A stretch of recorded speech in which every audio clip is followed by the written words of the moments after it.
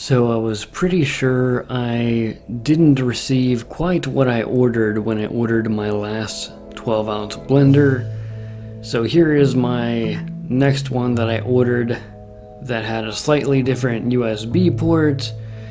And maybe this one has twice the motor power, but looks very similar to the first one I got. Now the box looks really bashed up, but that's never been a problem in the past. Sometimes the packaging looks really roughed up, but the product inside is just fine. Okay, so let's take a look at what we got here, and yeah, it turns out that these blenders look exactly the same.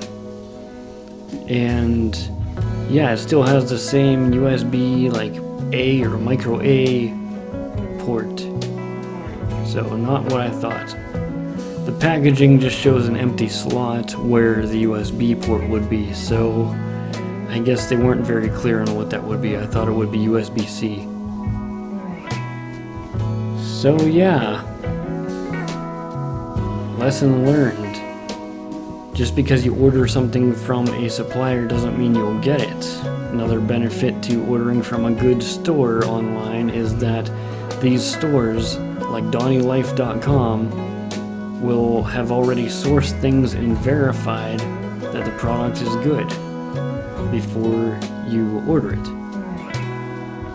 And yeah, I just noticed here that this one isn't really passing quality checks here. The gasket is missing a piece and it's a little kinked up.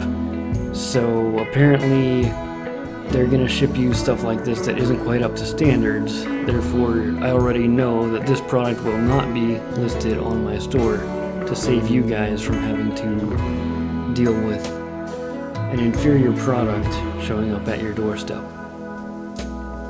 But nevertheless, let's get this thing started. Let's see, as we wash the blender, if this gasket's going to leak. Okay, so we're just going to add a little soap, give it a blend, and let's leak test it. So far it is not leaking despite the missing part of the gasket that we found. It's actually functionally doing its job. Alright, so then we're just going to rinse it 3 more times, adding water and blending without adding soap to just clean all the dirt and soap out of this thing. There's no soap left.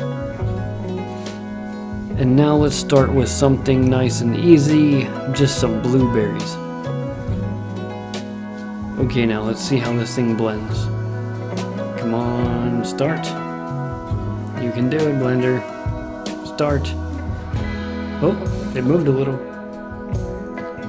Well, I guess it just can't handle this many blueberries. Okay, let's try it again. Alright, it looks like we got it spinning. Alright, so it did blend those blueberries eventually. Let's see how good of a job it did. And actually, a lot of the blueberries came out like this with their skin removed. Essentially a whole berry with no skin, or half a skinless berry. I even found quite a bit like this. Basically whole berries that seem to have been cut by a blade once or twice during all that blending. So yeah, this particular blender I don't recommend. If you're interested in a portable blender but actually want one that does a good job, then go to DonnieLife.com and get the lifepodblender that is being sold there. That is simply the best portable blender I have ever used. Alright, so I hope you found this helpful. Stay tuned for more content.